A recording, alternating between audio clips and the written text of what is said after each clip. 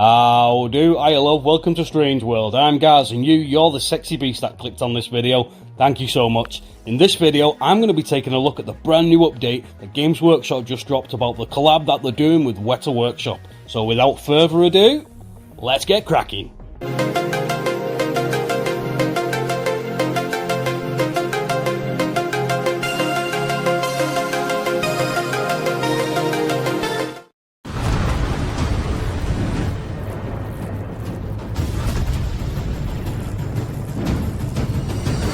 So we got a brand new video. If you want to see that in full, I'll put the link down in the description below. We've also got a bunch of fantastic new images to accompany it, which if you want to go look at them, they'll be over on the Warhammer Community page. I speculated last time that what we'd be getting in the 6Scale collectibles from Weta Workshop was going to be statues, and that's exactly what they've given us. Our first character out of the door is going to be one that the fandom is fairly familiar with, and he is Titus. Titus? Did you just say tits? Titus, the Ultramarines captain, well, now lieutenant, from the popular game, soon to be games, Space Marine. Now let's take a closer look at this mega piece of art, should we?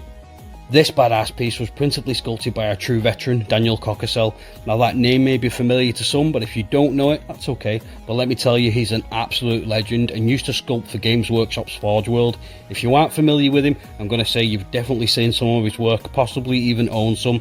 He's made some banging models, but the one I think is his most iconic, the one everybody in the hobby was going to know about, is the Nurgle Demon, the Great Unclean One. Now, hold on to that information for later. So yes, he sculpted that, and now he's done this. First off, I just want to take a look at the overall piece. We have our main man himself looking all powerful and kick-ass, like he's surveying the battlefield after he's just got done destroying a horrid Tyranid Gribbly. A Hormagaunt stood on a slab of fallen debris, surrounded by the skulls of the dead, just screams 40k to me, and I love it. Taking a look at some of the details now, his power armor looks great. It's all banged up and scratched and dirty, covered in blood. You can really tell Titus has seen some stuff.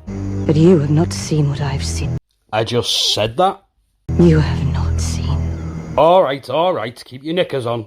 As you can see, he's full of big gashes and scuffs, and the paint where it's rubbed off, and all the pock marks where you can see he's took fire. I mean, the detail work on this is just beautiful. His shoulder pauldrons are all adorned with purity seals, and he has this chain wrapped around his right wrist, which is connected to his weapon, and I just wonder what the story is behind that. Was he placed into the Death Watch at the end of the last game? Maybe he spent some time with the Black Templar? Who knows? Looks cool though. I have a bunch of really awesome pictures that I sourced, and what I'll do is I'm going to stick those at the end of the video so you can have a closer look just how cool some of the details are on this statue. Now the Hormagaunt on the base, I mean, man, this thing is awesome. I mean, its face is all smashed in where Titus has stamped down on his jaw. It's full of bolt holes and cuts and scratches from where it's been charging in at them. It's had a limb lopped off, and Titus's chainsword is all soaked in blood. I mean, it looks cool, and the thing is absolutely humongous. And saying that, let me just go over some of the stats for you about this statue. Now, I'll try and be as comprehensive as I can with this part, because this is quite important information. So the dimensions on this big lad, he is 20.28 inches wide, which is 51.5 centimeters. The height of him is 23.82 inches, which is 60.5 centimeters, and the depth of him is 18.5 inches, which is 47 centimeters. So, you know, he is an absolute whopper. The statue itself is made out of this really high quality polystone, and because it's polystone, it weighs in at a whopping 46.297 pounds, which is 21 kilograms. I mean, that's nearly as heavy as my dog. It's gonna be a unit. Now, something that they mentioned in the video, which I think is like a really cool feature about the statue, and that is it's got interchangeable parts. But something that they didn't mention is that there's going to be 2 versions of this statue. So let me run through exactly what these versions are, how much they are, and what you get with each of them. First, we're going to take a look at the standard version, which is the Battle Line Edition. He comes with 2 head portraits, an unmasked one, which if we take a look at this side by side with the in-game model, you can see that they absolutely nailed this. They've well and truly brought him to life. He's alive! And also he comes with a helmeted version, and the special thing about this head is it lights up. Yes, we get that lovely red glow from the lenses. He also comes with a chainsword and a display base for the head that you're not using on the statue, which I think is a really nice touch, and I'm really happy that they included that. So this limited edition one comes with the same chainsword, only this one has an interchangeable part. The teeth remove and you can put on a new set which is all gore soaked and dripping blood. I mean, it looks wicked. He also comes with the mighty thunder hammer, which you can see him swing about in the new game. And this thing is huge. I mean, just look at this artist painting it. It looks like he's holding a brick. He also comes with 2 plinths. He comes with the one for the extra head, like the standard version. Plus he comes with one for the interchangeable hands. So when you're displaying him, you can display the statue and you can display the extra head to one side and the weapon to the other side. I think it's so clever the way they decided to do this. Bravo, Weta. Hats off to you. And now I'm going to talk about the prices. So buckle up, people. Clench those assholes and kiss your wallets goodbye, because this one's going to be quite rough. Now, I am only half joking, because these are top-end, high-quality collectibles. You know what they are. They're fantastic, amazing statues, and they're absolutely worth it if you can afford it.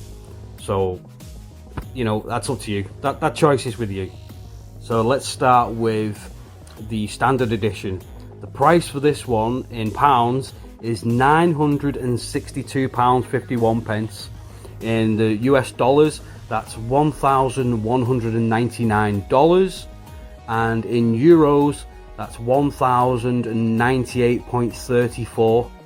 So that's what you're talking for the standard edition. Now, looking at the limited edition, obviously you get more stuff with this one, so it is slightly more expensive. So in pounds, that's £1,123.06. In American dollar dues, that's $1,399. And in euros, it's 1,281.55. So that's how much both statues cost. Now, they both release in the second quarter of 2024, and they are both up for pre-order now. So if you go to the site, go to Wêtâ Workshop's webpage, and you can pre-order them there, and you have to put down a 25% deposit. So let me go over the deposit prices. I told you I'd be comprehensive. So the standard edition, that one is, for the deposit on that one, it's £240.63, and in dollars that's $299.75 dues, and in euros that's 274.59. That is for the standard edition. Now, if you want to pre-order the limited edition with a 25% deposit, that is £280.77 and $349.75, and in euros it's 320.39. So that's what you're going to have to be forking forward if you want to pay the deposit to get these down for the pre-order. Now, there are a couple of things mentioned in this video that I just want to go over real quick. One of the artists says, if we're making a Space Marine, it has to be an Ultramarine. But I totally get why they did this. As one, they are the current poster boys, aren't they? And B, the new game launch is right around the corner, so making it Titus was, in my opinion, a perfect choice. Plus, fans like Titus. The other thing I wanted to touch on was the Hormagaunts being the size of a cat. Oh my god, it's this huge piece. It's the size of a cat. And because sizes are all relative, and a Space Marine is like the size of a bus, you might think, oh, he meant a big cat, like a mountain lion or a jaguar. But no, this statue is huge, isn't it? So he actually meant a real size house cat. Just try and let that sink in. Speaking of which, I would like everyone to say hello to the newest member of my family. This is Tilly, the Maine Coon. Anyways, Wêtâ Workshop didn't just stop at giving us one announcement. No, they also dropped another 2 characters on us. The first being the big bad lad himself, Abaddon the Despoiler. And if you thought that Titus statue was big, just you wait until they fully reveal this guy, because he's big anyway for a Space Marine. Plus he's in Terminator armor, which makes him stand a couple of feet taller than a usual Marine. Well, depending on the Marine. Regardless, love him or hate him, this is gonna be one kick-ass statue. And our final reveal is our Lady of the Battlefield, Saint Celestine. Now, in this video, we can see that it's just being sculpted, but wow, she is coming along great. And the description the artist gives us makes me very excited for this piece. I also like that because she isn't as big in stature as the Space Marine boys, they make up for that by giving her this huge Dio piece to go along with her. I think when this one's done, it's going to be a real centerpiece to someone's collection. Now, before they finished up, Weta hit us with one last haymaker.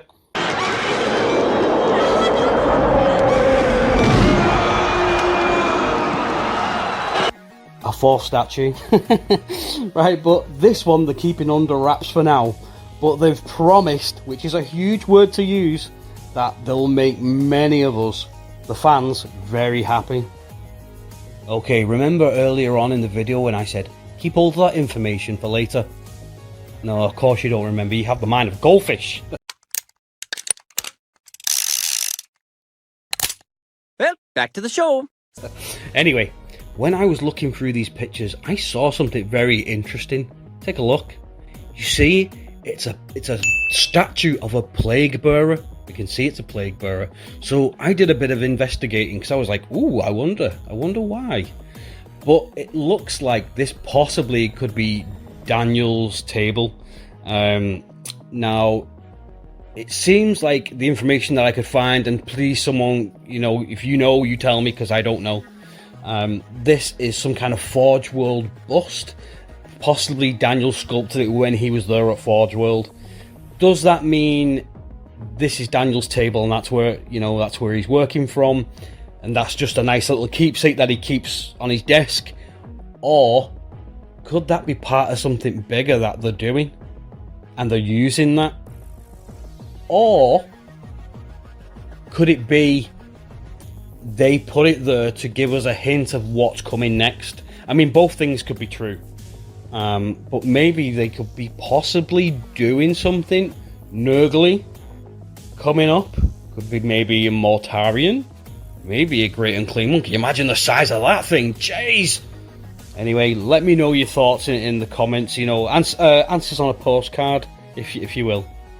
A massive thanks to all for checking out the video. I hope you all liked what you saw, and if you didn't, thanks for staying until the end. Now please, give that like button a big ol' slap on the ass and ding my donga for more content. I'm out of here.